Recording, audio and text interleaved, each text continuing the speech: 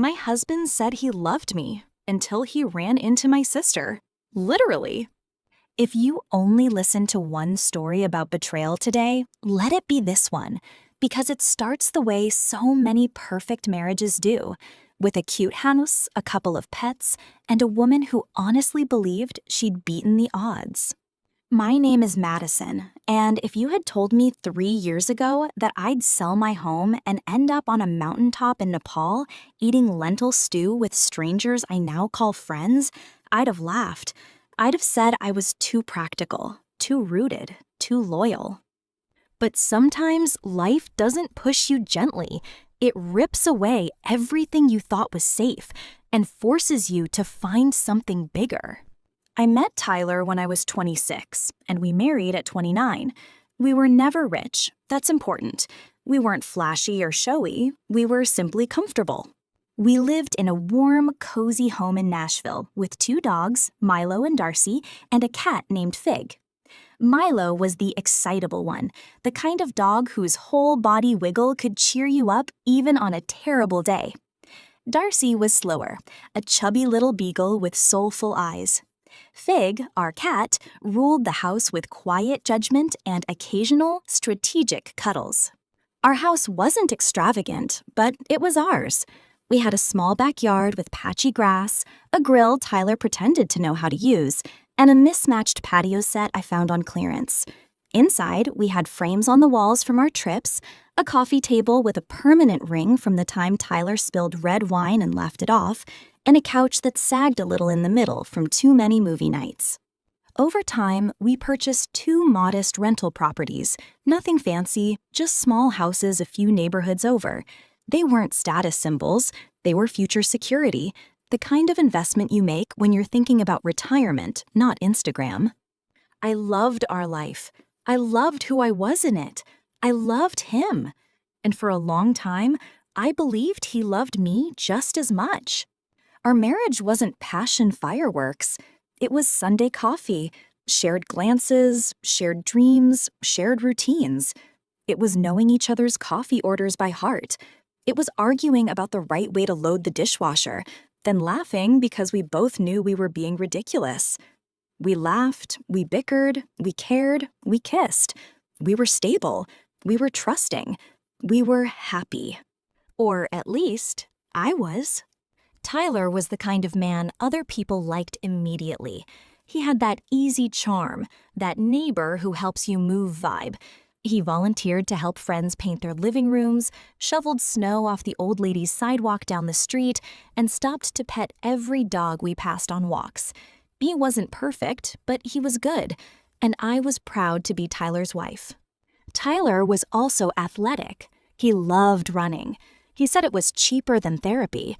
He'd come home sweaty and glowing, cheeks flushed, talking about split times and pacing, and this hill that was absolutely brutal, but in a good way. Running gave him something I couldn't quite understand, but I respected it. I exercised too, yoga classes when I could, evening walks with the dogs, weekend hikes, but I wasn't a runner. I never caught that particular bug. So when Tyler told me he wanted to join a local run club to push himself more and meet other runners, it made sense. It was such a Tyler thing to do. He came home from the first session flushed with excitement. He told me about the coach, the interval drills, the fast runners at the front of the pack. He grabbed a beer from the fridge, kissed me on the forehead, and said, "You would have laughed, babe. I nearly died on that last hill." I smiled. I loved seeing him happy. I loved that his world had room for things outside of us, and I was secure enough back then to see that as healthy, not threatening. And then, one evening, a few weeks later, he walked through the front door with a grin on his face and said it. Guess who I literally ran into at Run Club today? Bree.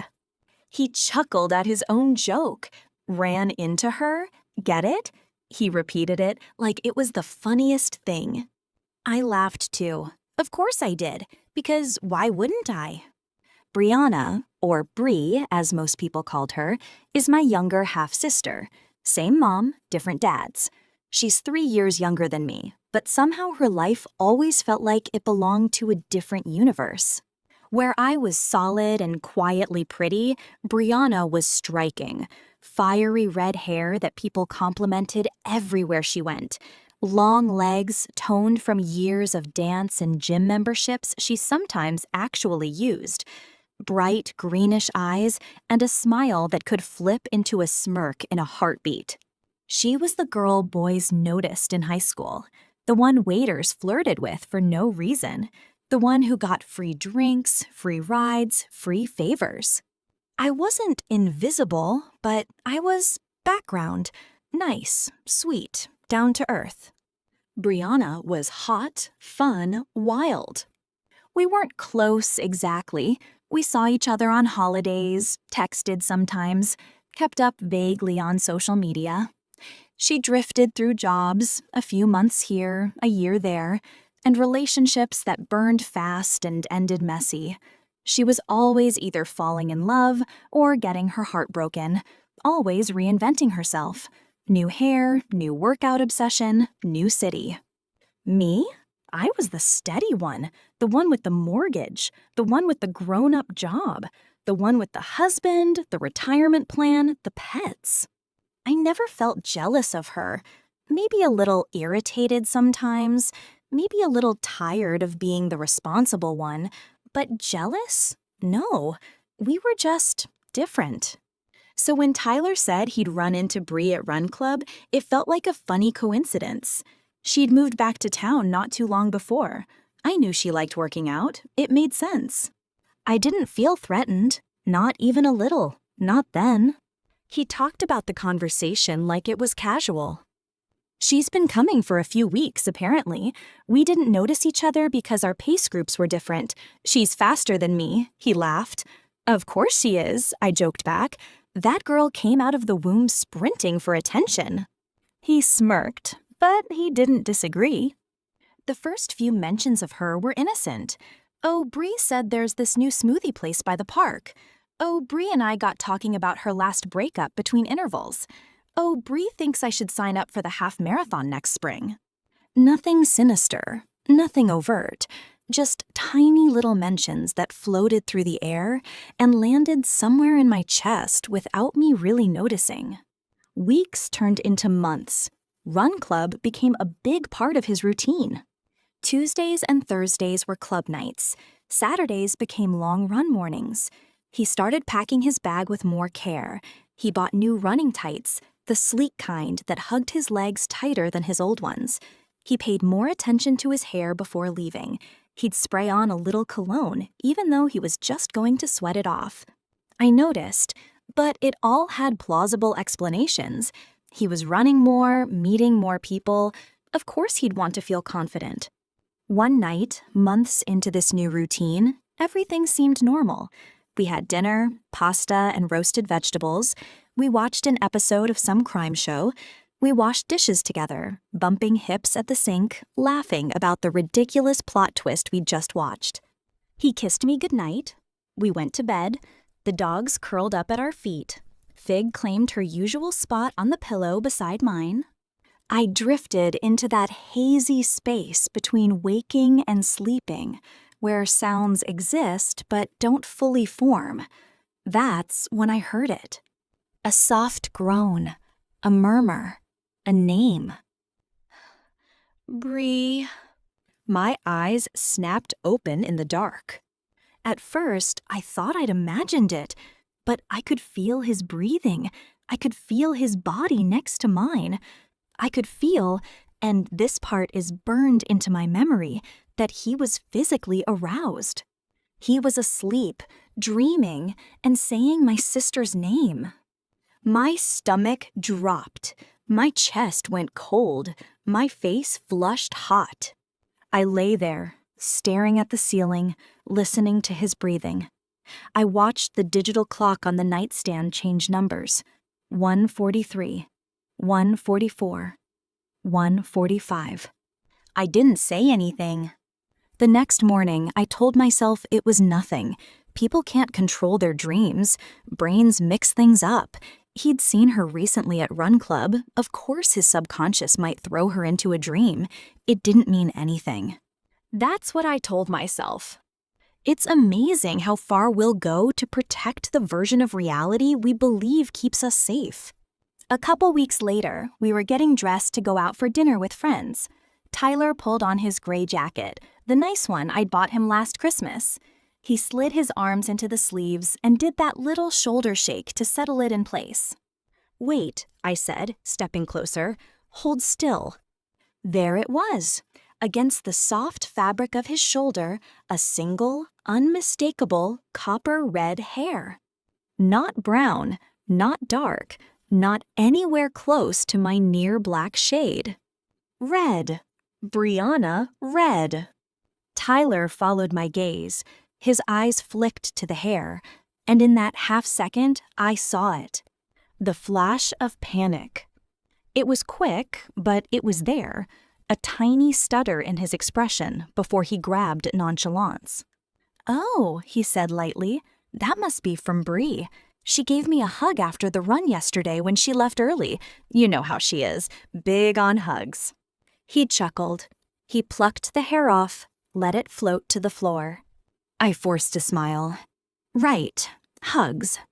I didn't say what I was thinking. Since when are you hugging my sister?" We went to dinner, we laughed with our friends. At one point, he rested his hand on my thigh under the table, rubbing small circles with his thumb, a gesture that used to make me feel loved, chosen, wanted. That night, it made me feel like a prop, an alibi. The next few weeks were a blur of normal life tinted with quiet dread. Tyler was still kind. He still asked about my day. He still unloaded the dishwasher sometimes without being asked. Still scratched Milo behind the ears in that spot that made his leg thump against the floor. Nothing was obviously wrong. But he also started keeping his phone face down. He'd step out of the room to answer text messages to concentrate. He was more tired after runs. He spent more time on his appearance before leaving and less time talking when he came home. I tried to convince myself I was imagining it. I Googled things like how to know if your husband is cheating in secret incognito tabs, then closed them in a panic. I watched TikToks about female intuition and scrolled the comments where other women wrote, "I knew before I knew." Eventually, I couldn't take the constant knot in my stomach. One night, when he came home from run club, sweaty and flushed, I met him at the doorway of the kitchen. "Tyler," I said, trying to keep my voice steady, "I need to ask you something, and I need you to be honest." He froze, then smiled weakly. "Okay, that sounds ominous. What's up? Is there something going on between you and Bree?" His smile fell a little. His eyebrows pulled together like he was confused. Then he laughed, short and disbelieving. "Madison, she's your sister. Of course not. That's messed up."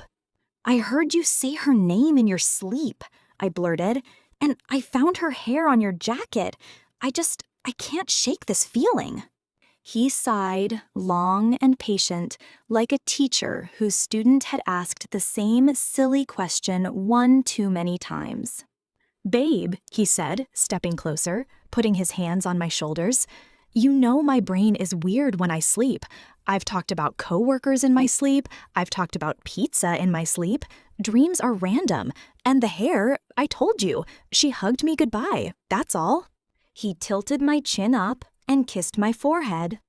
"I love you," he said. "You're my wife. I wouldn't do that to you.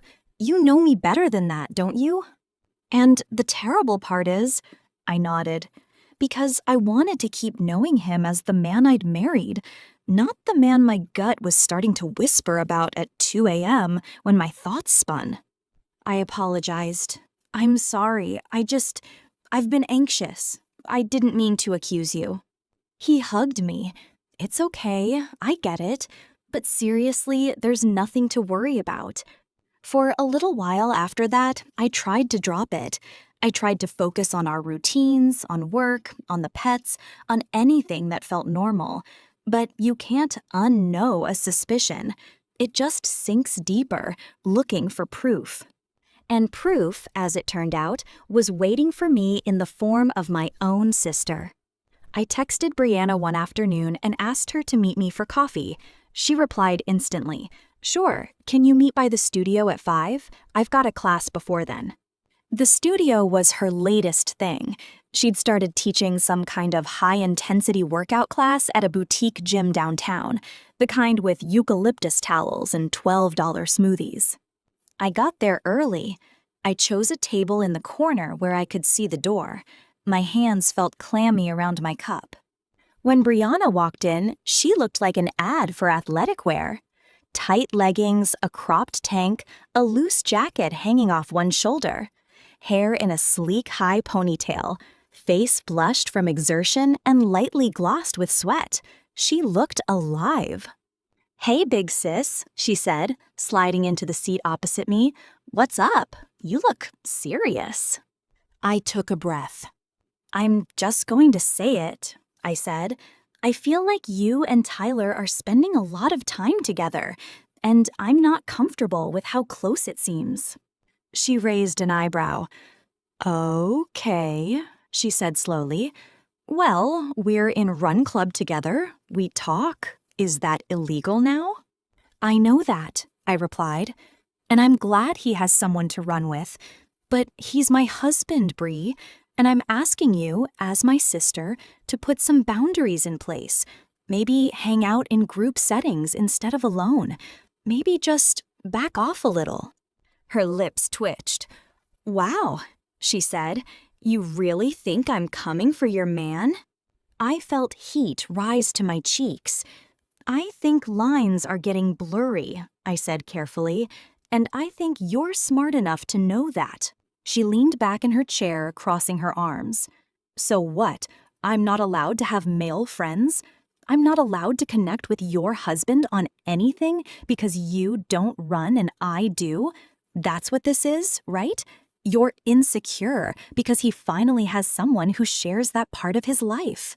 The words stung, because a part of me was insecure about that. But insecurity doesn't equal irrationality. "I'm not saying you can't be friendly," I said. "I'm saying this feels like more than that, and I'm asking you to respect my marriage." She smirked. "And if I say no?" I swallowed. "Then you're telling me something about who you are." The air between us crackled. She laughed then, short and sharp. "Oh, come on, Madison. You've always been so dramatic. You think every man is one emotional conversation away from leaving you." "Funny," I said, "coming from someone who can't keep a boyfriend longer than 6 months. Maybe focus on keeping a man before you go after someone else's. You couldn't keep your last relationships alive long enough to learn their anniversaries." Her eyes flashed. For a second, it looked like I'd hit a nerve. Then something in her expression shifted. The annoyance melted into something colder, satisfied, predatory. "You really want to do this?" she asked quietly. "Do what?" I asked, heart pounding. She leaned forward, resting her elbows on the table. "Madison," she said softly, "I'm not going after your husband." I let out a breath I didn't know I'd been holding. "He came after me," she finished. The words slammed into me like a truck. "You're lying," I said instantly. My voice came out thin. She tilted her head. "Am I?" "You're just trying to hurt me," I said. "You're trying to get a reaction." A slow, knowing smile spread across her face. "You want proof?" she asked. "Because I can give you proof." I shook my head, refusing to let my mind go there. But my body betrayed me. My hands started to shake. She lowered her voice, and then she told me something very specific about Tyler in bed. A preference, a fantasy, a detail I knew was real, a detail he'd only ever shared with me. The world around us went quiet. The hiss of the espresso machine, the clatter of cups, the low hum of conversations, It all faded into background static. All I could hear was my heartbeat in my ears and her voice saying that intimate truth like it was a trophy. "Oh my God," I whispered. She looked almost amused by my horror. "How could you?" I started, but my throat closed around the words. She shrugged. "It's not like he didn't warn you," she said. "He told me you'd never understand that side of him." That wasn't true. Not exactly, but in that moment, details didn't matter. What mattered was that she knew, which meant she'd been there, which meant that the nameless dread I'd been trying to smother for months had a name now: betrayal. My sister. My husband. Together. The betrayal struck deeper than anger. It was humiliation, displacement, exile. My sister became the chosen one, while I became the leftover. My feet carried me out of the cafe before my brain had fully processed what was happening. I don't remember the walk to my car. I don't remember the drive home. I just remember the feeling, like my insides had been scooped out and replaced with ice. Tyler was sitting on the couch when I walked in. The dogs bounded toward me, tails wagging, unaware that my world had just imploded.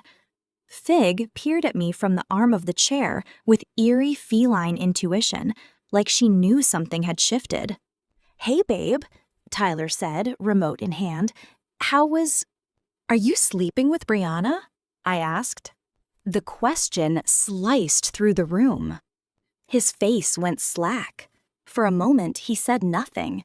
His mouth opened, closed, opened again. "Madison, Yes or no," I said.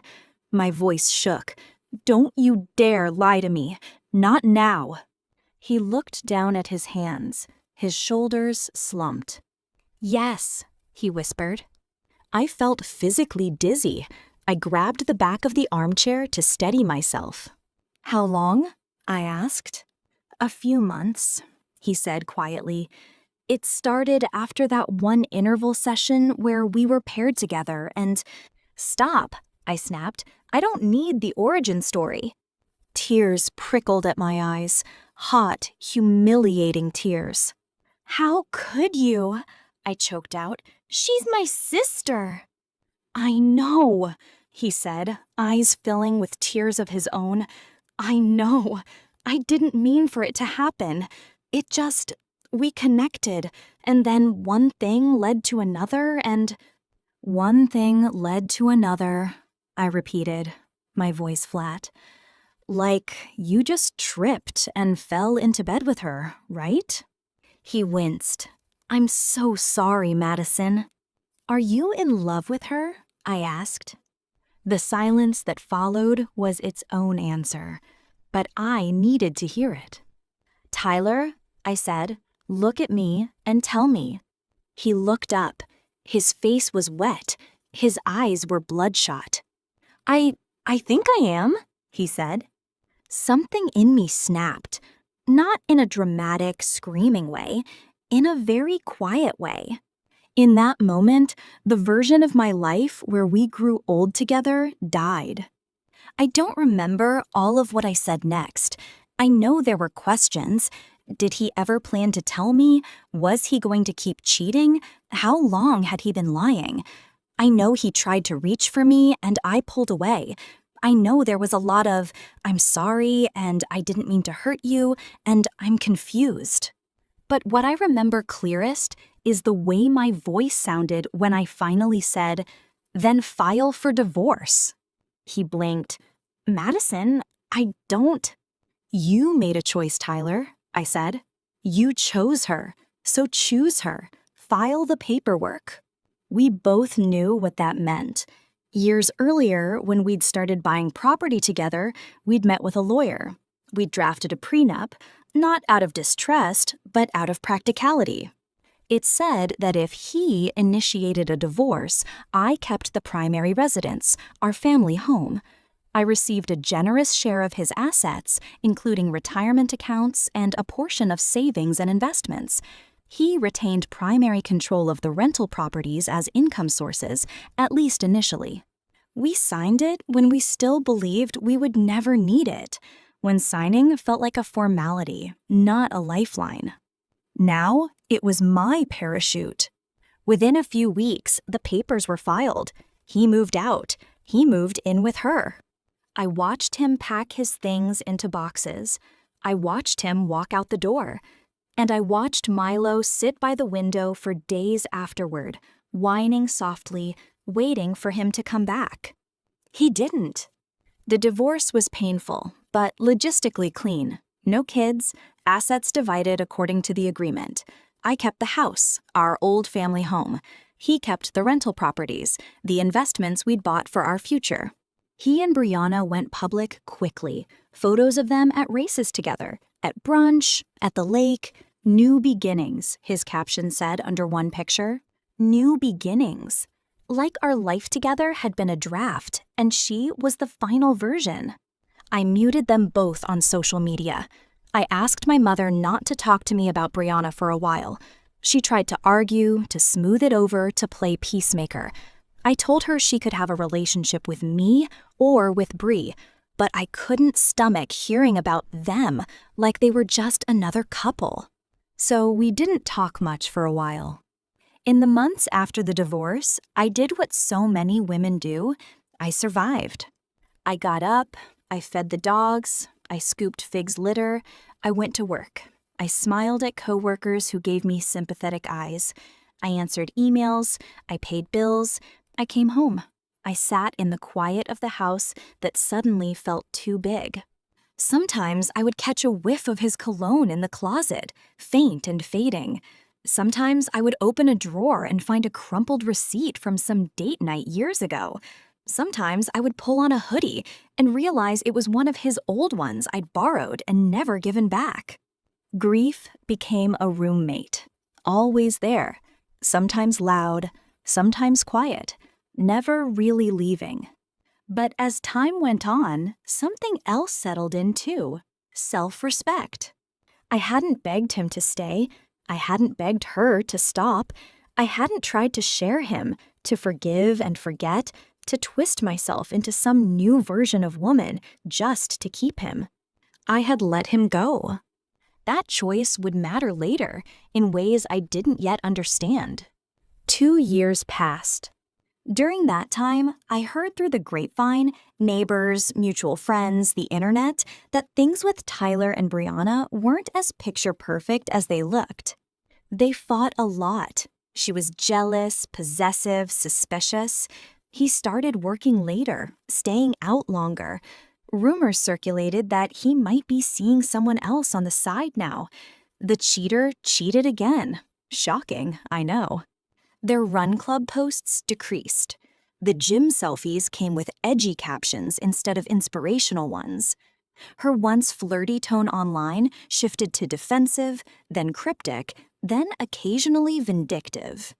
I watched some of it from afar, not with satisfaction exactly, but with a bitter awareness. This was never going to end well. And then, one night, it ended worse than anyone expected. The details came out in pieces. First, a neighbor's 911 call leaked, then the local news, then, eventually, the trial. What I know is this: Tyler confessed to Brianna during yet another argument that he wasn't happy. He said he missed what he'd had with me. He called me the one who got away. Those words, whether justified or not, landed on Brianna like acid. Already insecure, already paranoid, already angry that her fantasy wasn't matching reality, she snapped. The argument escalated. Objects were thrown, there was screaming, crashing, a lamp shoved to the ground. Then she grabbed something heavy, a decorative sculpture or a piece of workout equipment, depending on which report you believed, and hit him. Once. Twice. By the time paramedics arrived, he was gone. He was 39 years old. The call I got wasn't from Brianna. Of course it wasn't. It was from a detective. When he asked if I could come down to the station to answer a few questions about Tyler, my heart dropped into my stomach. I thought maybe he'd been in an accident. Maybe something had happened at work. When they told me he was dead, I felt like I'd been plunged underwater. You'd think, after divorce, after betrayal, after everything, I wouldn't feel that kind of devastation. But grief doesn't care about paperwork. He had still been my husband once. I had still loved him once. Part of me always would. And then there was the trial. Sitting in court, seeing Brianna in a jumpsuit, her red hair pulled back into a low bun, no makeup, looking smaller than I'd ever seen her, should have made me feel something softer. It didn't. If anything, seeing her cry on the stand as her lawyer talked about emotional instability, abandonment issues, and a dissociative break made me angrier. Because I had been abandoned too. I had been betrayed too. And yet, I hadn't picked up a weapon. The prosecution tried to push for a harsher sentence. The defense leaned heavily into mental health, trauma, loss of control.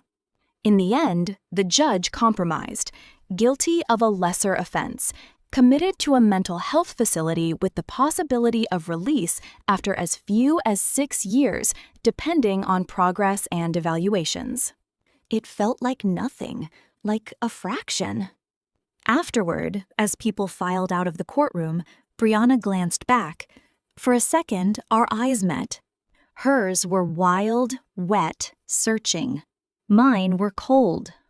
Whatever she was looking for, forgiveness, understanding, solidarity, she didn't find it.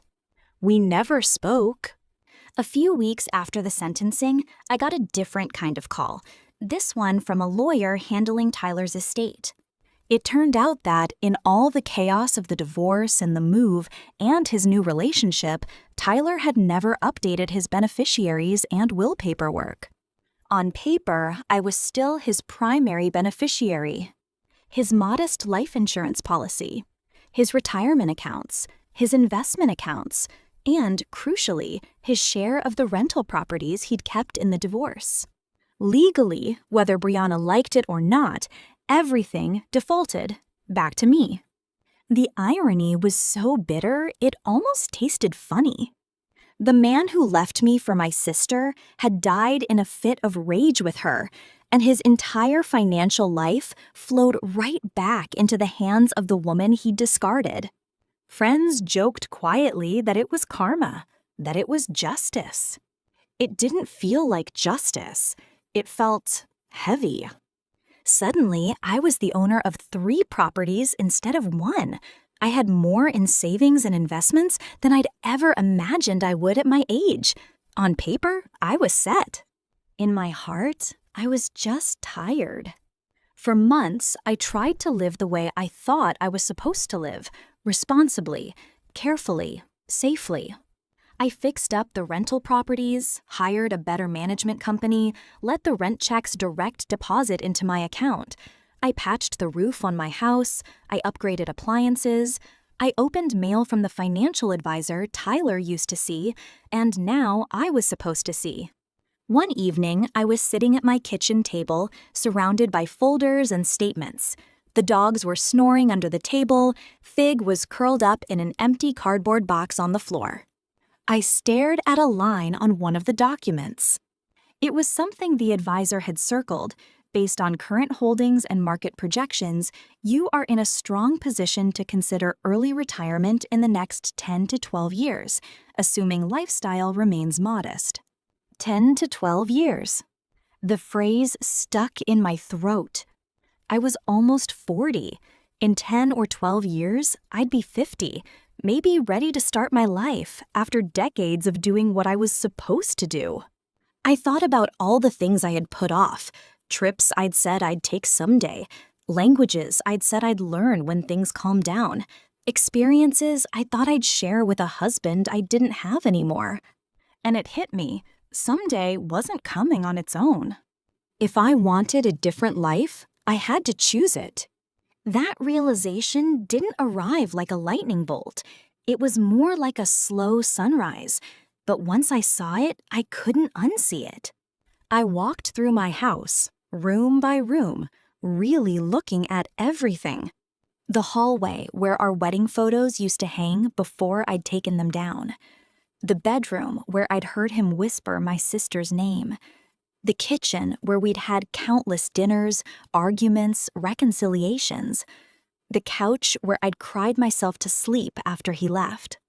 The house wasn't just a house. It was a museum of a life I wasn't living anymore. And suddenly, I didn't want to curate that museum. I wanted to leave it.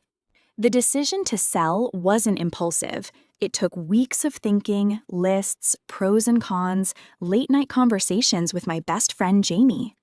Jamie had been there through all of it. She'd answered my 3 a.m. calls, sat with me on the bathroom floor when I couldn't stop crying, brought me takeout on nights when the idea of cooking felt impossible.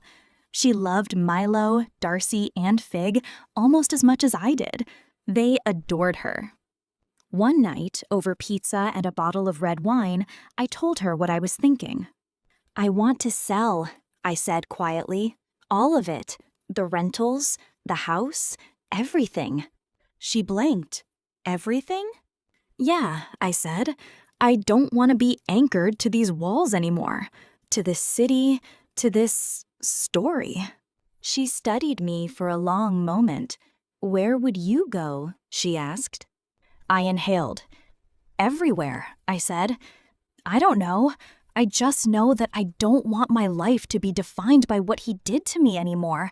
I don't want my biggest adventure to be surviving a divorce and a true crime story. I want more." A slow smile spread across her face. "That actually sounds like the most Madison thing you've ever said." We laughed. Then the smile faded a little. "What about the dogs?" she asked softly. "And Fig?" That was the question I'd been avoiding, because that was the part that hurt the most. "I've looked into bringing them with me," I said. "Long-term travel with 2 dogs and a cat is complicated. Not impossible, but they'd be stuck in crates, quarantines, long flights, constant new environments. They're not puppies. They're used to stability, to walks in the same neighborhood, to naps in the same sunspots." My voice cracked. They deserve better than being dragged around the world at my midlife crisis pace. Jamie's eyes softened. "What are you saying?" she asked. "I'm saying," I swallowed hard, "I was wondering if you'd consider taking them permanently. If I cover all their expenses, food, vet bills, everything. They already love you. You already love them. They'd stay in a house, with a yard, with someone I trust." Tears welled up in her eyes. "Are you sure?" she asked. "Because that's huge. For you, for them." "No," I said honestly. "I'm not sure. It's the hardest thing I've ever thought about doing. But if I keep them, I stay. And if I stay, I don't know if I'll ever really move on." We both sat with that for a while, letting the weight of it settle. "I'll do it," she said quietly. "If you're sure. I'll give them the best life I can. You know that." I nodded, tears finally spilling over. "I know," I whispered. The weeks that followed were some of the most emotionally complicated of my life. I met with real estate agents, walked through the rental properties with them, talking numbers, showed them the house, pointing out the upgrades I'd done, the things that might need work. People came for viewings, couples, young families, retirees. I overheard snippets like, "Oh, this would be such a good nursery. I love this kitchen. Imagine Thanksgiving dinners in here. Look at that backyard. The kids would go crazy." Every time someone said, "I can see us building a life here," my chest ached, because I had built a life there, and I was dismantling it piece by piece. On the last night the house was truly mine, Before closing, I walked through every room alone. The living room, empty of furniture, echoed my footsteps. The bedroom, stripped of sheets and decor, looked smaller somehow. The kitchen counters gleamed, cleared of appliances and mail and grocery lists. I ended in the doorway, hand on the frame, eyes scanning the space one last time. "Thank you," I whispered to no one and everything, for sheltering me, for witnessing my worst and my best, for letting me go. The goodbye with the pets was worse. We did it at Jamie's house, not mine. I thought it would be easier that way. It wasn't. We brought Milo and Darcy over under the guise of a regular visit. They bounded in, excited, tails wagging, sniffing everything. Fig came in her carrier, annoyed but composed. She'd always liked Jamie's house, more sunny windowsills to claim. Jamie and I had already talked logistics, food preferences, vet records, routines. The practical stuff was done. What was left was the emotional amputation. I knelt on the floor and hugged Milo, burying my face in his fur. "You are the best boy," I whispered. "Thank you for staying by me when I thought I'd break in half." I held Darcy next, my face pressed to her soft ears. "Thank you for making me get out of bed for walks when I didn't want to exist," I said.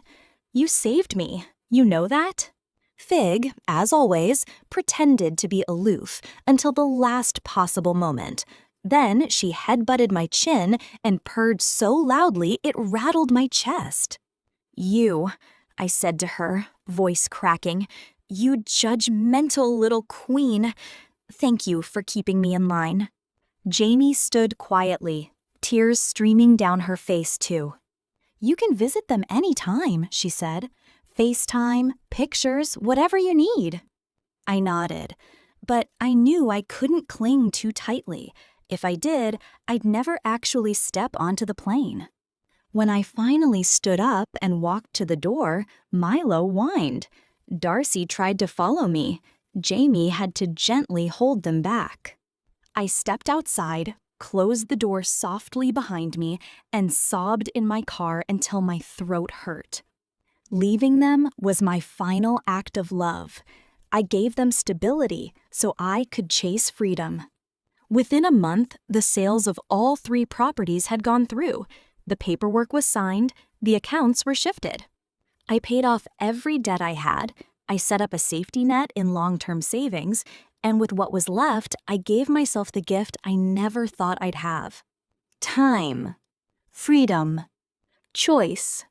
My first flight was to Tokyo. I chose it partly because it was so far from everything I knew, partly because it felt like stepping into a different universe.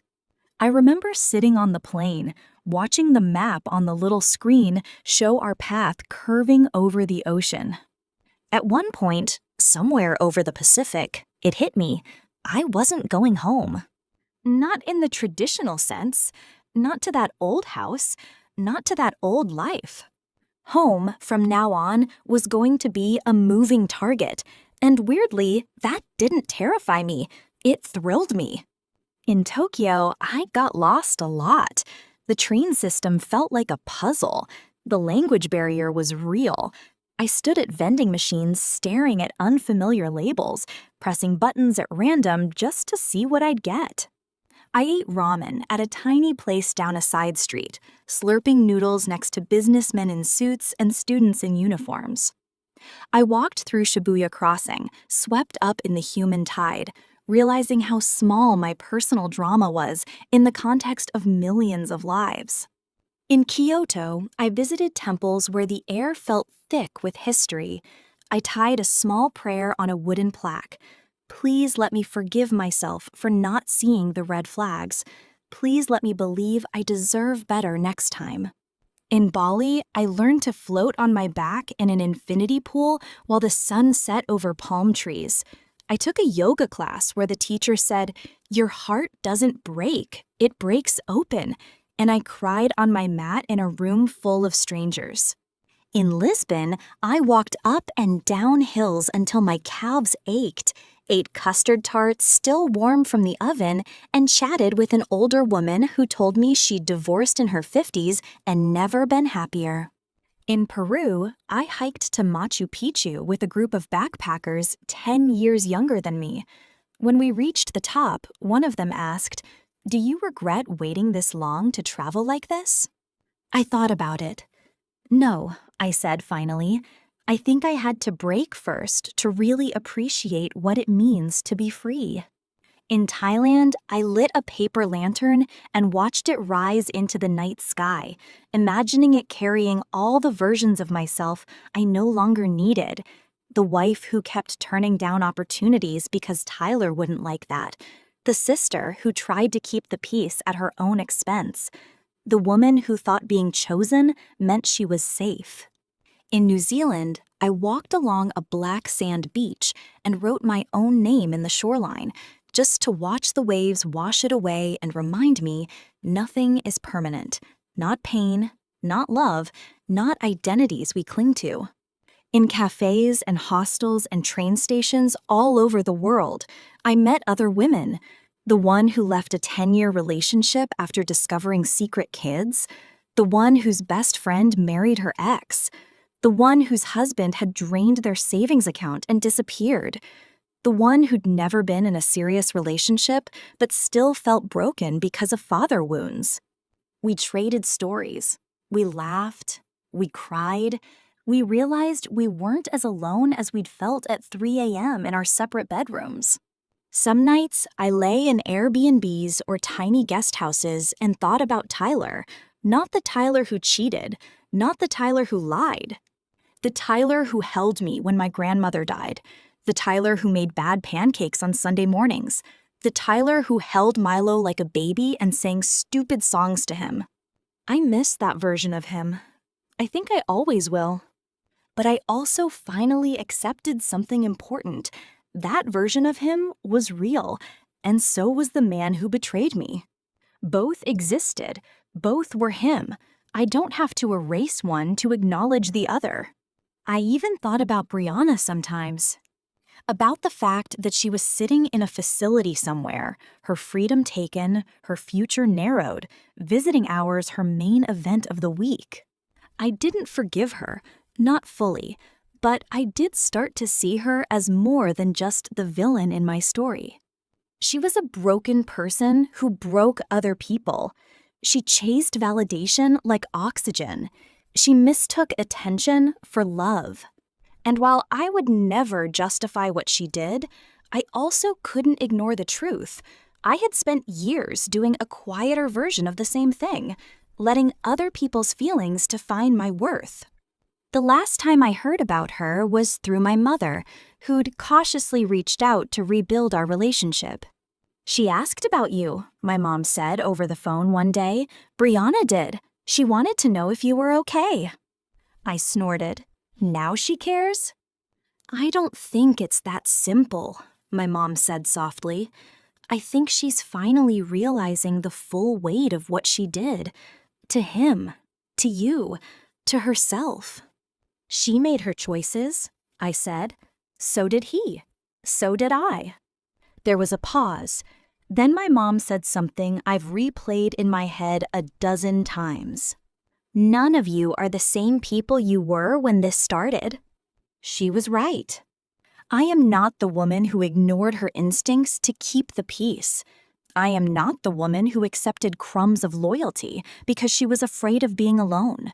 I am not the woman whose entire identity is Tyler's wife or Brianna's sister. I am just Madison, a woman who had a beautiful marriage that turned ugly, a woman who was betrayed by two people she loved, a woman who walked away anyway, a woman who sold the houses that held her memories, a woman who handed her pets to her best friend with shaking hands and trusted they would be loved, a woman who bought a backpack and a ticket and decided she was allowed to start over at almost 40. Sometimes, when I'm in a new place, I scroll through the photos Jamie sends me of Milo, Darcy, and Fig. Milo, sprawled on his back on her couch, legs in the air, snoring. Darcy, trotting proudly with a new bandana around her neck. Fig, perched in a windowsill bathed in sunlight, eyes half closed in queenly contentment. They look happy. They look safe. They look home. So do I. Maybe my home isn't a single address anymore. Maybe it's the people I meet, the streets I walk, the memories I choose to keep. One day, I know I'll stop traveling full-time. I'll find a new place, a new city, a new little house or apartment that feels right. I'll get a new couch for new movie nights. Maybe I'll adopt new pets. Maybe I'll meet someone who loves me quietly and loudly, someone who doesn't confuse comfort with boredom, someone who sees my steadiness as a gift, not an obstacle. Or maybe I won't, and that will be okay too. Because the most important thing I've learned isn't how to spot red flags, or how to read bank statements, or how to travel solo. It's this. Being chosen isn't the same as being loved. Being left isn't the same as being unlovable. And losing something, or someone, doesn't mean you're diminished. Sometimes you're being freed. My name is Madison, and this was The Last Straw. If you enjoyed this story, please be sure to like, share, and subscribe.